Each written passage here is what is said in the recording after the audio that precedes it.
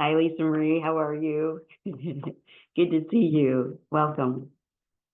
Morgan, welcome. Lisa Grigg, welcome. Christiana, welcome. Jen, glad you're with us. And Breton, thank you for joining us. Yeah, we are thrilled that you are here. And before we get started, I'm Lynn Christian from Soul Salt. Some of you may have found out about this on Instagram or one of our other outlets. And Shannon runs the back office and does customer relations and all things legal. So, yeah.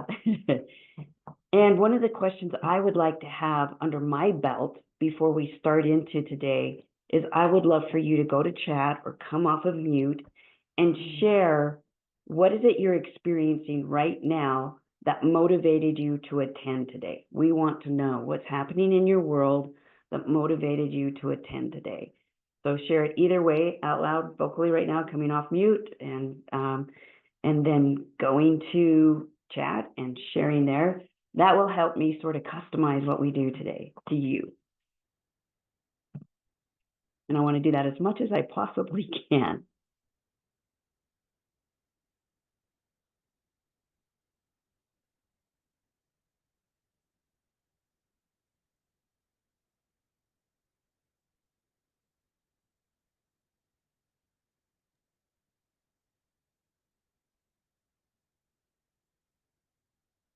Lisa Grigg says currently in the middle of reinvention. And yes, you are. Yes, you are. Morgan, I left my job as a veterinarian January of 2024 due to burnout, and I still don't know what I want uh, to do for a job, and I'm feeling more pressure to find stability. Okay. Finding more stability. Great. That's good to know, Morgan. Thank you. Breton says I stopped working in hospice in 2021, and I've been taking some time to heal, and I'm wondering about next steps. Smart. Way to go. Kind of listen to Chris, yourself. Yep. oh, sorry. Christiana says my word is rejuvenation. I have great traction and want to maximize my momentum. Okay. And Jen says desire for more fulfillment, opportunity to create something of my own, build long-term wealth. Nice. Yeah, I'm going to go to you, Morgan, real quick. Burnout. You know, that can be really surprising because I have a feeling, Morgan, that you were really good at what you did. And it got to a point where something shifted. And this can happen in careers. You can work at them for 10 years, 15 years, and then there's no more honeymoon. There's no more love affair. It's like, gotta stop. And Breton, I don't know if that's what you went through too, a little bit, but definitely that's what we're looking at here is the world shifts and it takes us by surprise sometimes. Okay, that helps me know where you're coming from. So you should have a handout. New leadership, yeah. Boy, I wish I had $1,000 for every person who said that to me. People do not leave companies, they leave leadership that conflicts with their values and who they are. Yeah, yeah. Unfortunately. And when you're the little one, you know it's you and the highway because something else isn't going to change. So hopefully you have the handout. If you don't have the handout, we'll be showing it here in a moment and you can use it. What I'm going to ask you to do, though, is go in a simulation with me today, okay? And before we go into the simulation, you can just raise your hand virtually or literally. How many of you are finding in this moment of transformation and transition that sometimes it's slippery and it's hard for you to hold on to who you are at your core, at your best self? Anybody feeling that it's really hard to remember, who am I? What do I bring to the table? Where's my value? Yep, I'm seeing some nods. Okay. Yep, Asia. Yep, got it. Okay. Yes, yes, yes. Okay, absolutely, Morgan. I'm glad you could relate to that. So that's where we're going to start. So we're going to go into a simulation. We're going to be on a red eye. All right. And those of you who know, how many of you have been on a red eye before? Yep. Yeah. Morgan, thank you for sharing that. That's good to know. This is my jam. This is what I do. I'm with you. I've been in that place for longer than a decade to find it out. So yeah. So we're going to go on that red eye and we're going to pretend like we're all starting from Salt Lake and we're going to go to London. That's about a 9 hour and 20-minute flight. And we're going to leave at 5 p.m. So we're all going to be in this particular plane together. We're going to be spread out. And if you think about a red eye, a lot of times, you think about, well, you need to have some food so you can sleep through the night. You need to have a pillow or something so you can, and they often give you the little, the eye mask, and they give you the earplugs and sometimes a pseudo pillow, and sometimes you bring your own. So we're kind of preparing for this. And let's say that we have a little bit of work that we need to do. So it's 5 o'clock, we're going to take off. We know we got a little bit of time before we want to try to sleep, and it's going to be a little noisy and people are not going to settle down so you can sleep for a while. So just put yourself into that red eye simulation. I'm going to bring up a PowerPoint and we're going to go through this together. Share it. Okay. And Shannon, can you let me know? Can you guys see that okay? Yes, we can. Okay. So we're on the red eye trip. We're all on this plane. We're all in different places. It's a big plane. It's going to London, so there are a lot of seats. It's a lot of different compartments in this plane.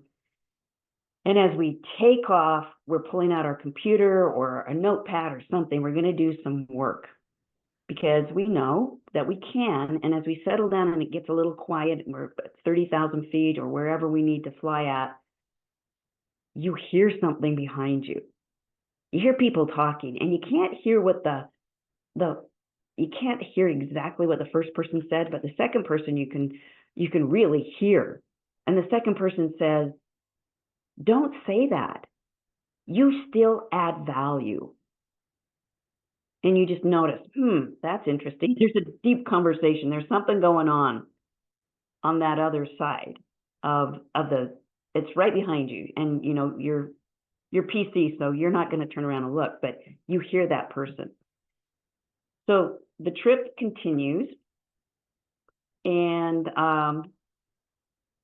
you start to eat your dinner, you get your work taken care of, you finish dinner, work's finished, and you notice it's time for you to pull the shades down, put your headrest back, and just try to relax and try to go to sleep.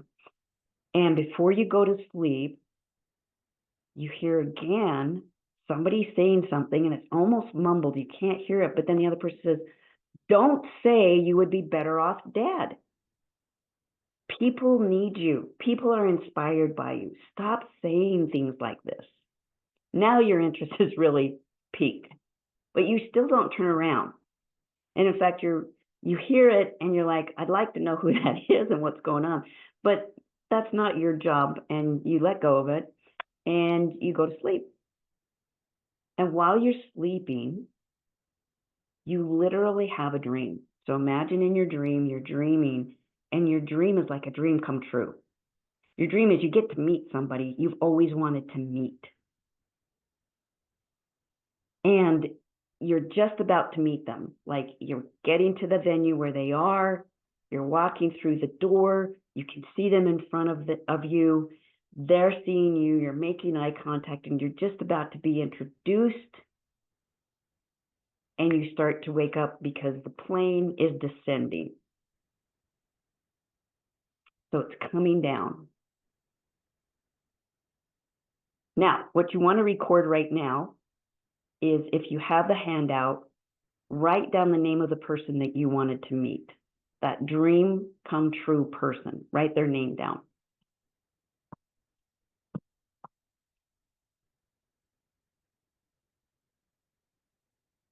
And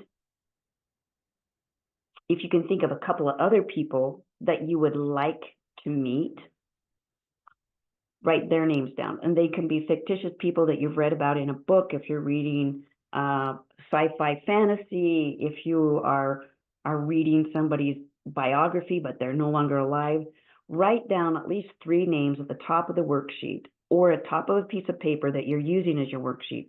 Write down 3 names of 3 people you would just love to meet. There's something about them that makes you want to meet them.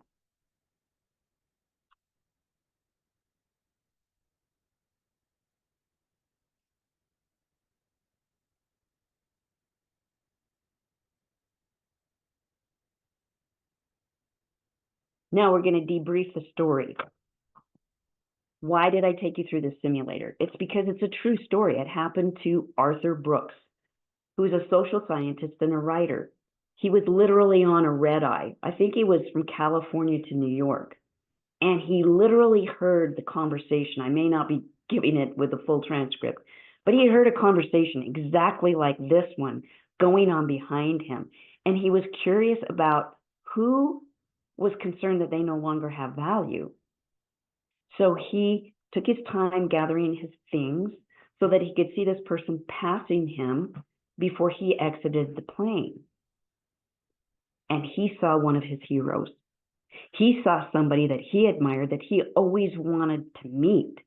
And that somebody, and he, to this day, Arthur Brooks has not told us who it is. He's keeping that confidential. I respect that.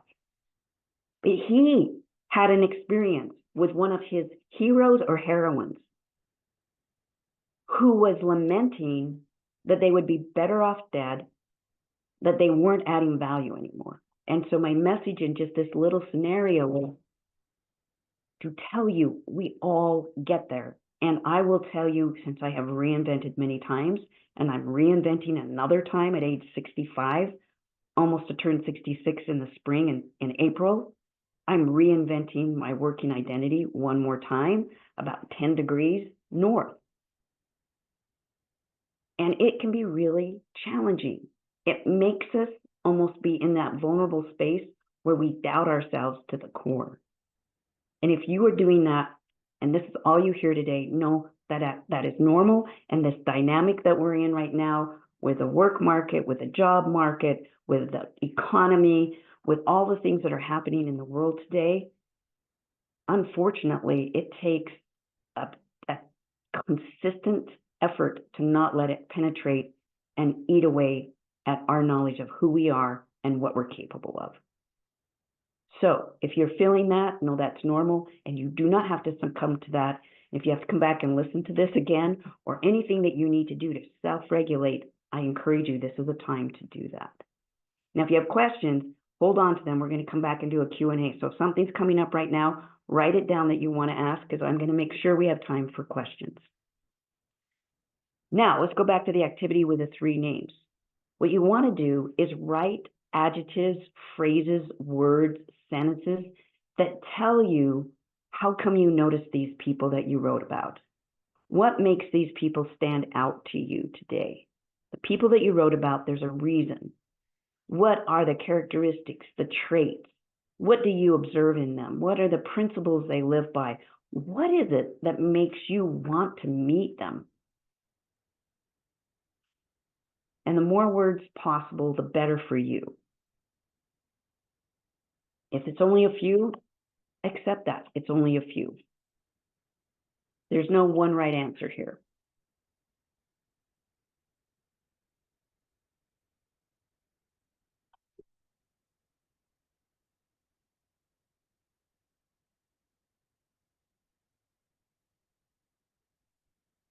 Basically, what you're telling us is you have an inner plumb line, and there's something about this individual that is strumming that plumb line. There's something about them that really attracts you to them today, the reason that you're putting these words down. There's something there.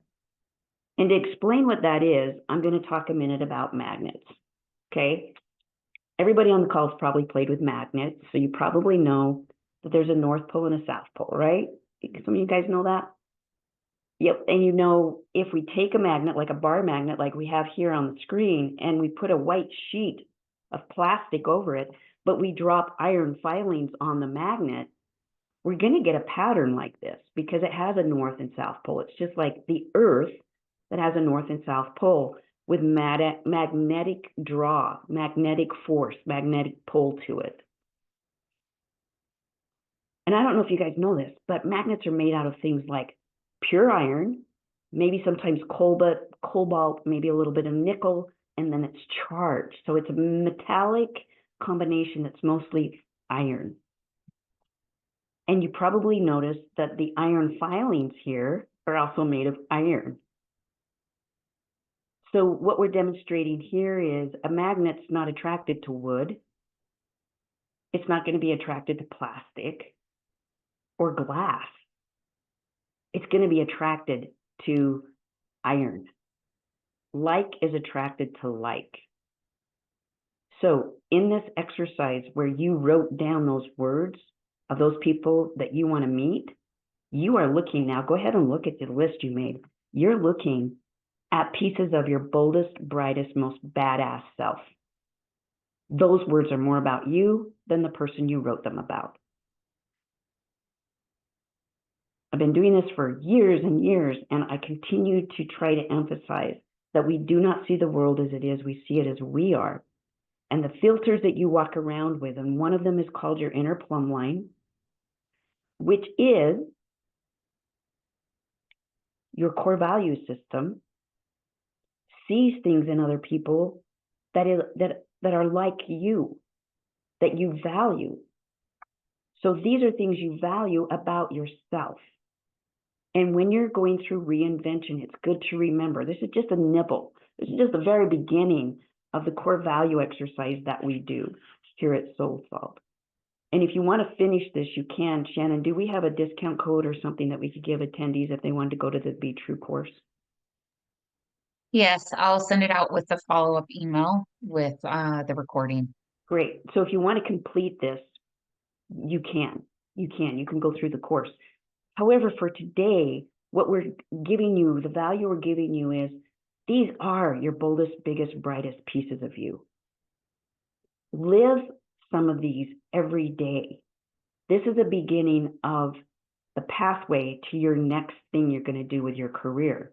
Is staying true to you. It may even be the reason that you're not doing the stuff from your past career. I know that's true for at least 2 or 3 of you on this call.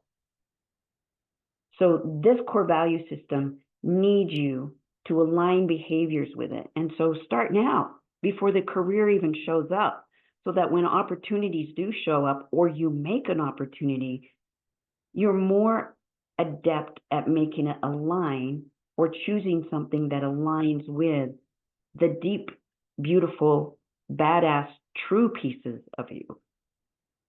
And again, if you have questions about this, write them down. We're going to get into a Q&A here in a bit. We're going to shift gears now, and we're going to go to the second part of our worksheet.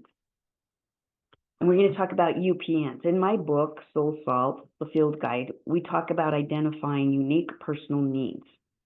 Everybody on this call shares the 3 needs you can see on the screen.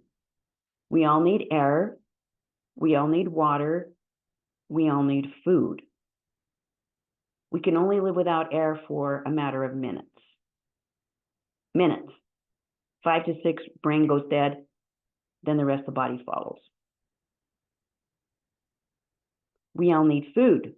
We all need water. If we go without water, it's more of a number of hours before we start to shut down. So yes, we can go 1 or 2 days with a sip here or sip there, but eventually the body will shut down without water in a relatively short time, not as fast as it will without air. And food, depending upon our body composition, our metabolism, what stories we already have from the foods we've eaten, we can go days, but then eventually our body shuts down. So we all share these needs. What we don't share are unique personal needs, things that are only yours. And quite often we've been in jobs where some of these needs did not get met, or they got met for a while and then they didn't. And then we were into burnout because something unique about us was not getting fed anymore.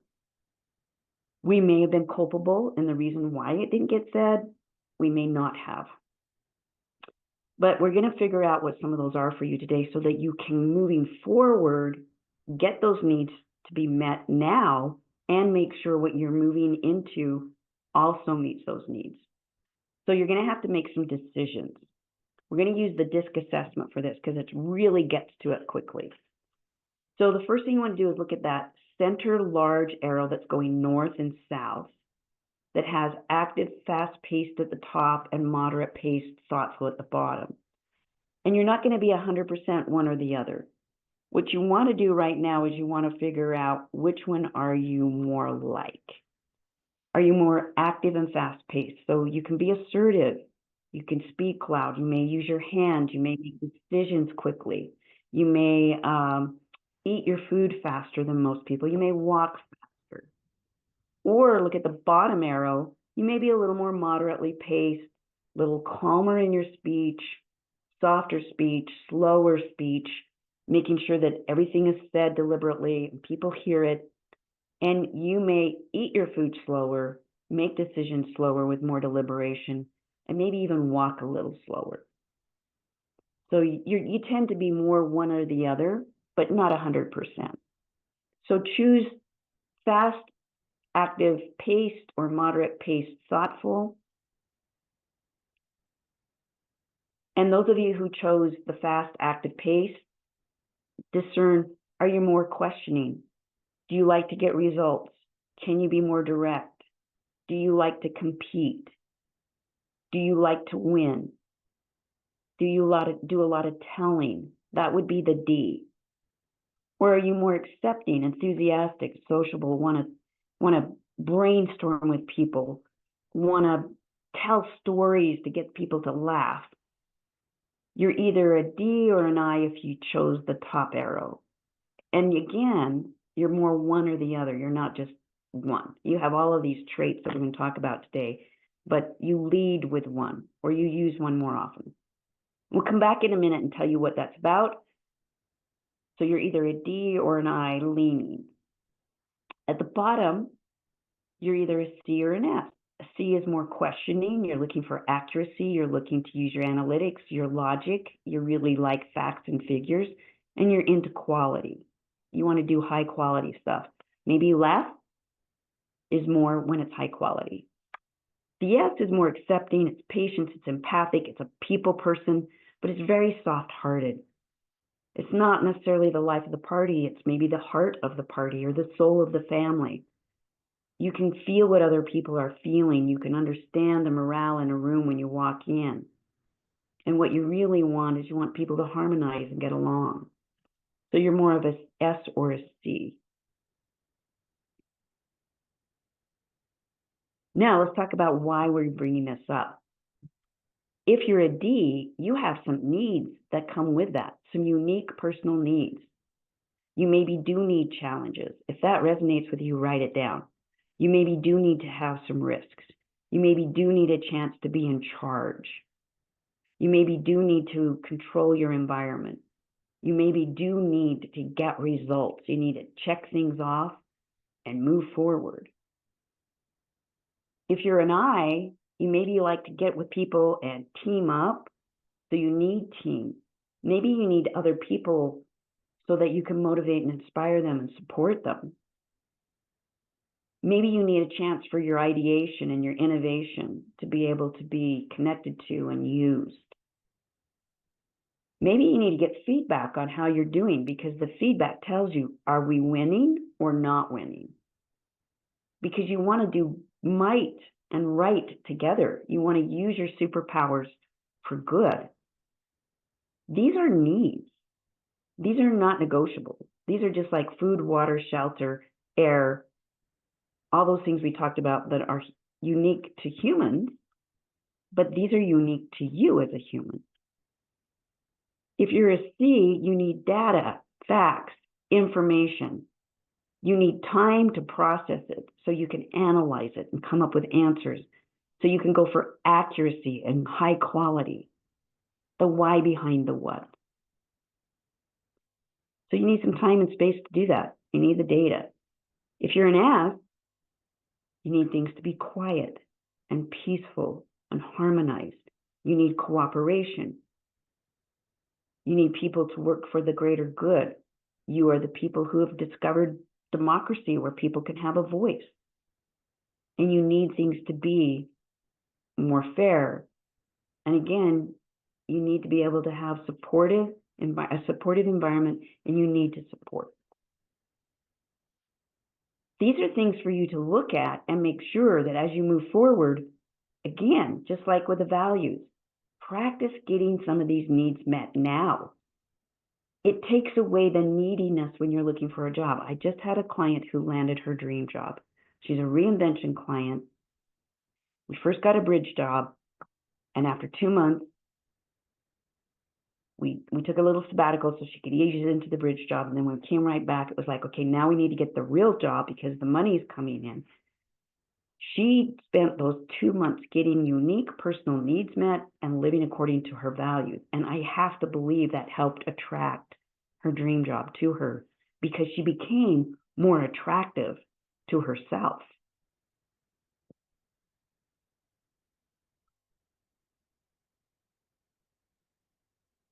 So here are some examples of needs. Time to think and plan. A platform from which you can inspire people. Maybe weekly wins. Once you've discovered these, you could start setting up systems for these and repeat getting them met. So like this client, your life and the way you're living and you inside your own skin becomes more attractive, more true, and feels more vital to you.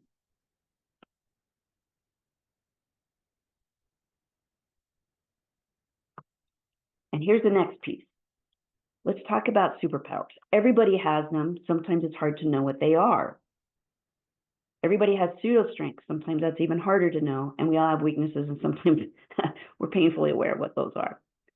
But a superpower is something like this. So think about things that you have done in the past, or things you're doing now, or would like to do in the future, where you know you're good at it.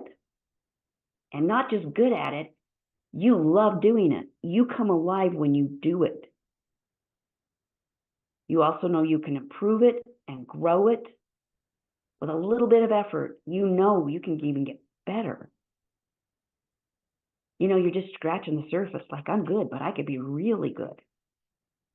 It's easy to perform these things. I mean, you make it look easy. You could become a master at it. You could have excellence at it. We're not talking about perfection, that doesn't exist. We're talking about mastery and excellence. You could be top of game. And you know you're in your flow zone. Time disappears when you're engaged in these things. See if you can write at least 2 of these down. What are you doing when all 6 of these boxes could be ticked off? Those are superpowers.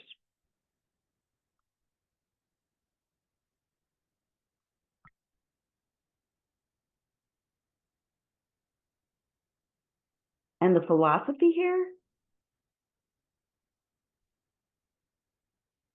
The philosophy is that we never leverage our greatest capacities by trying to work on weaknesses. They will never become superpowers. We leverage our greatest capacity. We stand out in a crowd. We shine when we find our superpowers and we direct our career efforts in that direction.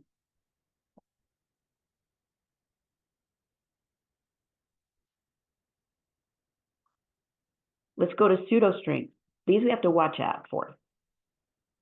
Again, this looks kind of like a superpower. We're good at it, but the distinction is we don't love doing it. Other people love handing us this kind of work because we're probably better than they are. Think about sometime when somebody shuffled over their work to you, and you're probably better than they are, but if you have to do this the rest of your life, you want to beat your head against the wall. You're not interested in improving and growing it, even though you see that you could. It takes a lot out of you.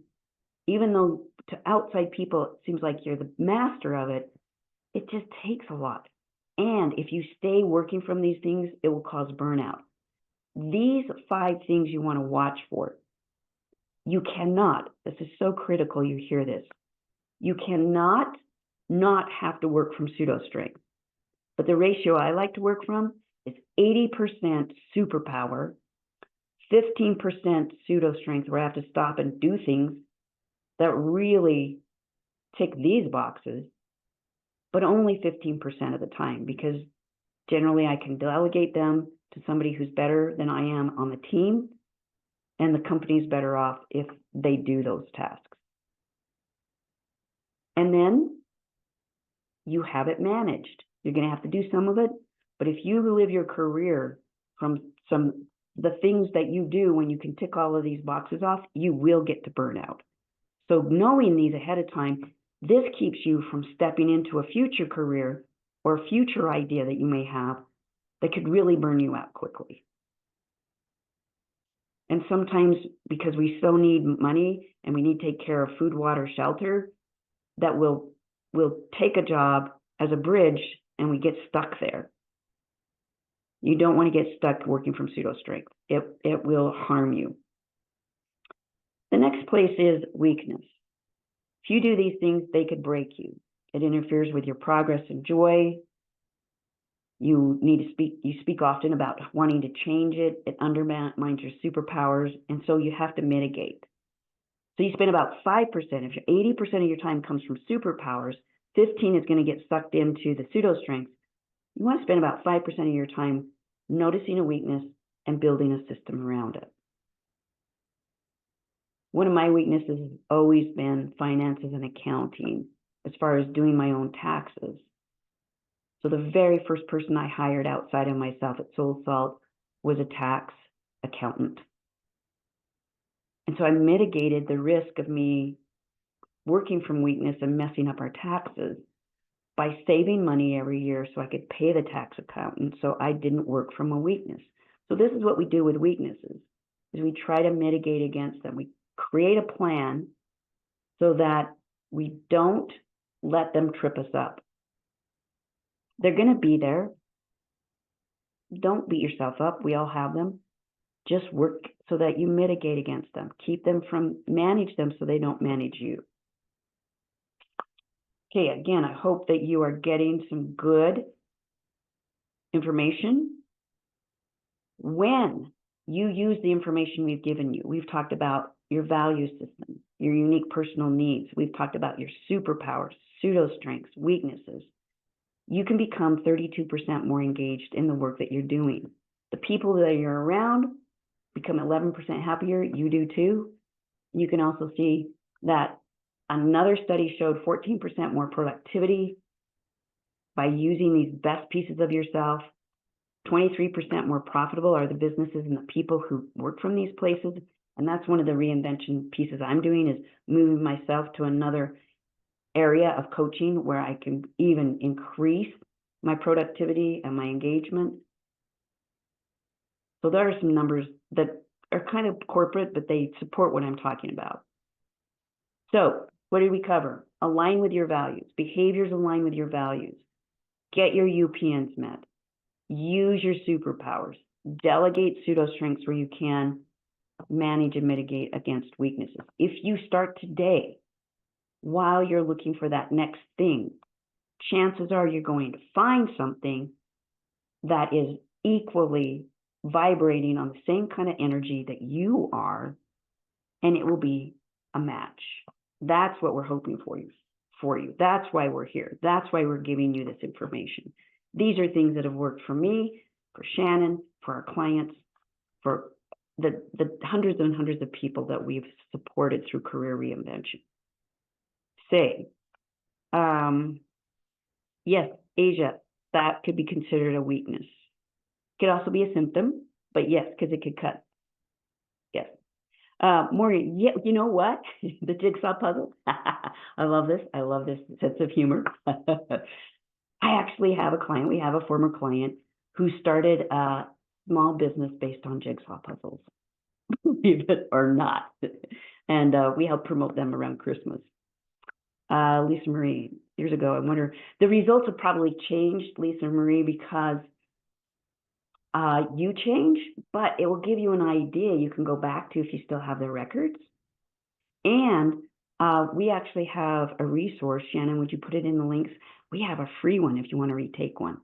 So anybody that's interested in that, we're going to put it in the link, and you can retake that disc where we have the little blue look like this. You can take the actual assessment. It's not going to give you a big, robust report like you probably got before. It's going to be a free version, but it will give you an accurate look at yourself. So I'm I'll put glad it in the follow-up email as well. Yeah, yeah. Now I'm open. What questions do you have? What comments do you have? How can we support you today? Because we've given your valuable time, and we're wanting you to know we've got you. You're not alone at this scary time. What else do you need from us today? Here's your chance. Put it in chat or come off the mic and tell us.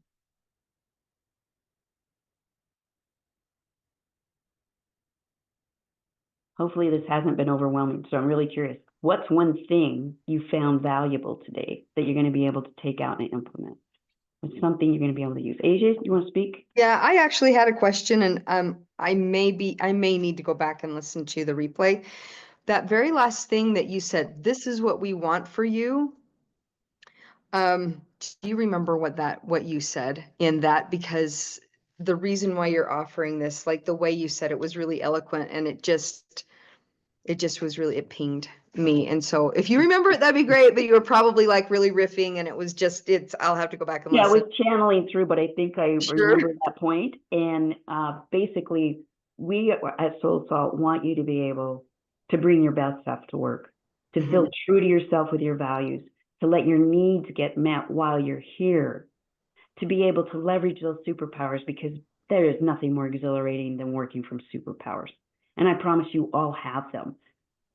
And then if you do lead from your superpowers, the pseudo strengths need to be delegated away and the weaknesses need to be managed against, or the superpower has like a pack of rocks on its back. And so it's encumbered. And so what we're wanting for you is truth, need being met, and for you to feel that invigorating access to your best self. Yeah. I'm pulling from that then earlier. I have that image of the magnet in my mind here then. So as I'm really like giving myself some time and being honest with myself about this, then it sounds like what I'm going to be like attracting to myself will match more. That's my take. But no, that is your takeaway. That's your takeaway. And that's why the very first book that I published with a publisher is a Soul Salt Field Guide. Everything I gave you guys today came out of a chapter, and there are like 4 more exercises in this book. I wrote this as a precursor to people who want to reinvent the things you need to know about yourself to lead yourself to a place where you're a shining example of your best self, and you attract the work and the circumstances and the situations that you need, because you're vibrating at that very authentic, badass part of yourself. That's where you're coming from. Yeah, I think, did we close the circle on that, Asia? Yeah. Shannon, if you want to put the link to the book in there too, it's in audio, it's in Kindle, anywhere there you can buy books, you can get it on a lot of different formats. Yep, I'll add it all into the follow-up email. Okay.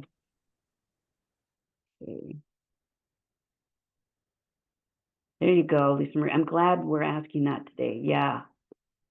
Yeah. Where do you apply your energy? Because that's certainly going to determine something, right?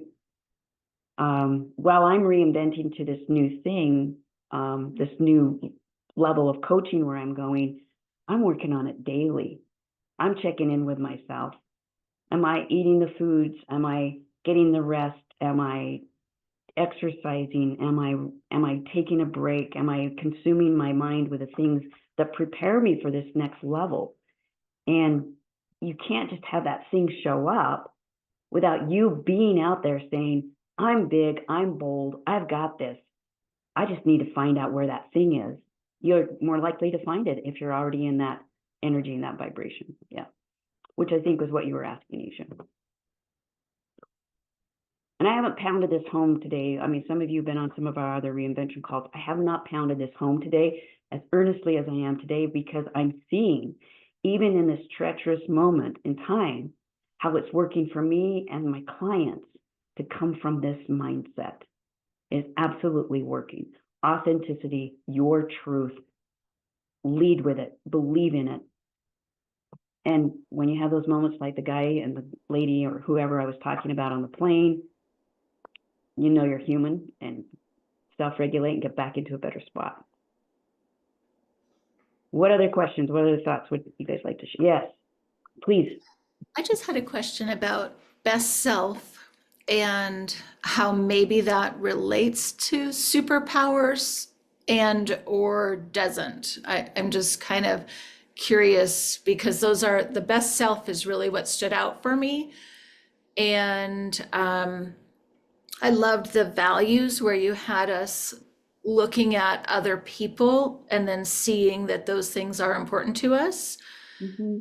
And then the superpower. So I'm just wondering, how do you Yeah. put all that together, or how does that come together in terms of best self? I'm so glad you asked it, because in my head, it all fits together like a puzzle, but if I'm not explicit, you're not going to get it. So there's a body of knowledge that I and people like me work on. Dan Cable is in the UK right now, and he's written a book on exceptional, and he's where some of that data has come from. He's a social scientist.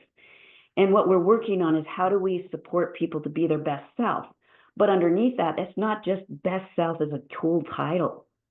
There are aspects of you that we're looking for. And what I found at Soul Salt are at least 8 different aspects that when you know them and you embody them, you are your best self. And the cool thing is that keeps evolving with you. It doesn't stay stagnant. So once you know it and you live it and you embody it for a while, you want to stop and do an audit and see what shifted.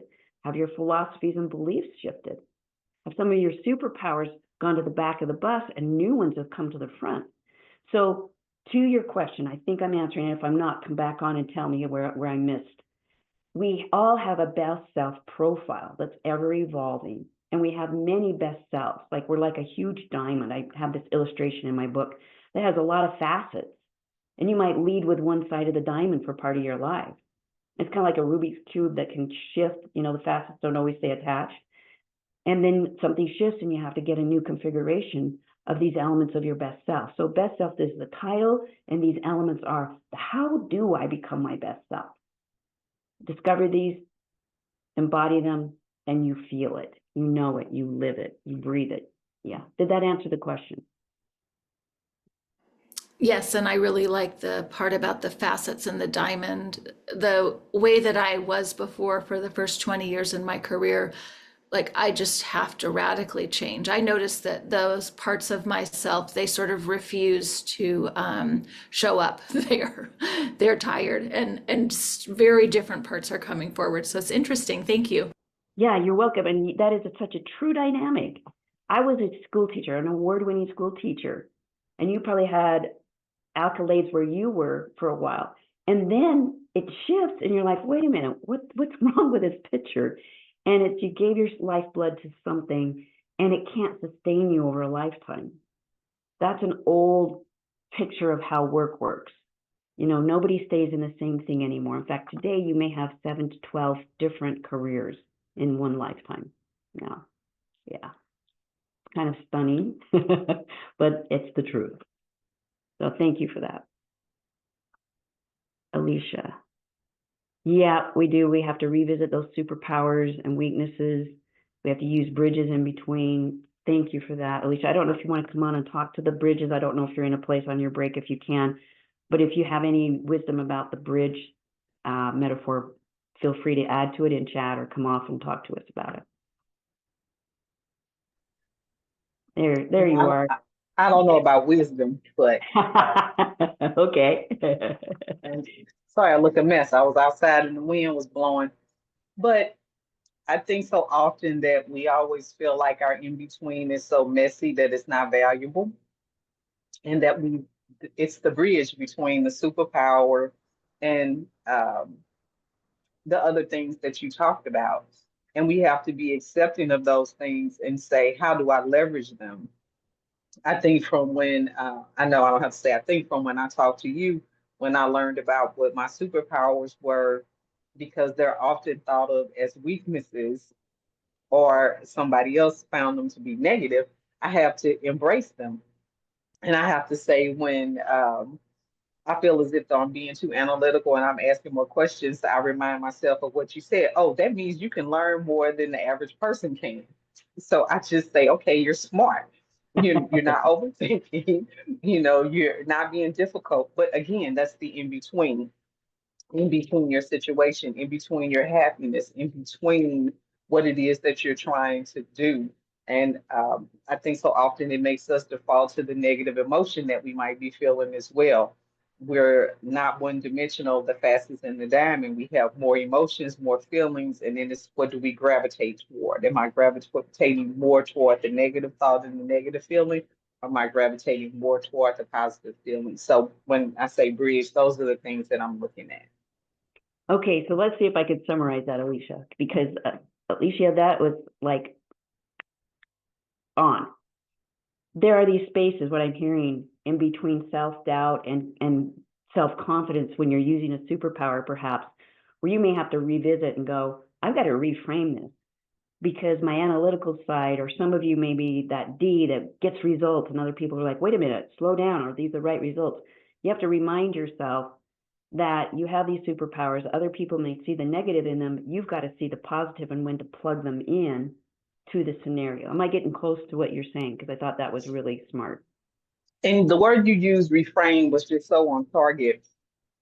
There's a guy that I follow online called Willie Moore Jr. And he was talking about reframing, and he was saying that, and I don't remember his other exact word, but he was saying that he stopped saying that he was given up for adoption, but that he was promoted to adoption. And he said that once he started saying that, people started booking him to hear him speak because giving up from adoption has a negative connotation. But to be promoted to adoption, what does that mean? I was loved enough by someone who said that I can't take care of you, somebody else can. This is my interpretation, not what he said. But somebody loved me enough to say, hey, I can give you to somebody else and let them love you and take care of you. Just a reframe. Yes, I love that. I love that. Reframe. That's going to come in handy during reinvention. Alicia, thank you. See, that was wisdom. I would say yes, bona fide wisdom. Thank you. Any other thoughts you'd like to share or questions?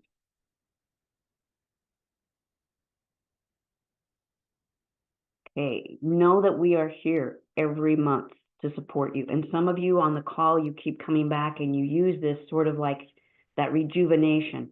Please feel free to do that. That's why we're here. We know how hard it is, to be able to keep your nerve and do what you're doing. Keep your nerve and do what you're doing. Okay, so what is the last question, interest inventory, about? Here we go. Great question, great timing. On your worksheet, another thing you can leave with is starting to think about your interests. It's about 20%, but a certain number of my clients who have reinvented from one career to another, they created an interest inventory in things they're interested in. So one person that was a massage therapist now runs a dance and pole dancing studio that is successful. Another individual that was in finance, he had an interest in cars. He now works for Bring a Trailer. He started as a writer writing descriptions for these customized great cars, and now he's in management in just 2.5 years. These new places for people to work came from them listing things that they're interested in. And what qualifies as an interest is any place where your mind wanders. Where you think, I need to Google that or see what Chat GPT has to say about it, or I want to see if there's a YouTube on it. Or anything where you sit and you go, I've got 4 books on this topic. What's up with that? So start looking at your interests. And don't look at them as, how do I earn a living from it? That's the worst thing you can do. That adulterates it. You want to just give yourself a list, and then you can start some experiments off of those. You start playing with them and saying, well, what's here when I start playing with this? Or go volunteer, or create an experiment where you do a little tiny bit of it and see if you can earn a speck of money. That's it, Alicia. I'm going to say that too. Staying in community. That is it. Making it a priority. Stay with your community. Some of you have communities of faith. Some of you have a community of friendships. We can be your community for reinvention here. And that's one reason why we are here. We're a community you can plug into and get a shot in the arm every month while you're reinventing. And you can keep coming back even when you have reinvented, because who knows when the next time is you're going to need to reinvent again. Chances are people on this call are going to have to reinvent another couple of times before they're finished. All right, if questions come up between now and the next time, you can send them to info@soulsalt.com. In the subject line, say reinvention question, we'll prioritize it. We so appreciate you being here. Morgan, you're very, very welcome. We appreciate your courage. We appreciate your creativity, your questions, your willingness to participate. You really get out of this what you put into it, and I can tell a lot of you put a lot into it. So thank you, thank you, thank you for being with us, and we hope to see you next month.